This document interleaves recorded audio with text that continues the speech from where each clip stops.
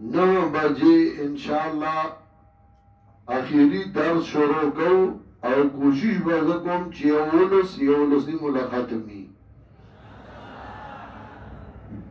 دیم دا ځان سره ولیکئ ولا دورا منگا دا اختر نباد شروع کو او زمونگا ولا دورا اغا تقریبا یو افتی اتر ازی نمونگا پا 25 مئی بانده دا منگل پرز ولا دورا شروع کو او پا 2 تاریخ باند 25 اپریل بانده با شروع کو 25 اپریل د منگل رز او په 2 مئی باندې د منگل رز مونږ به وړه دوره ختمو انشاءالله وړه دوره به مونږ په 25 مئی د منگل پر ورځ شروع کوو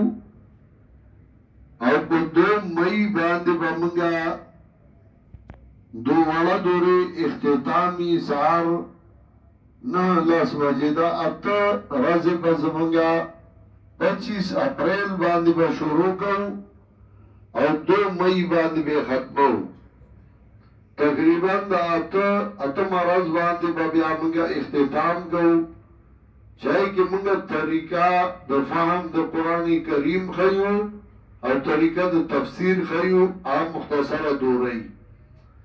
هغه مونږه ګورو چې د پنجاب مرګري نو بیا موږ اردو کې هغه ولا دوره کوو او چې د پنجاب مرګري نه نو بیا پښتو کې کوو اردو کې موږ کوشش کوو چې ولا دوره موږ په اردو کې وکړو د دې لپاره چې د پنجاب مرګرو ته هم فائدہ ورسي نو ولا دوره موږ په 25 اپریل شروع کوو او په 2 مئی باندې ختمو اتر ورځې به ولا دوره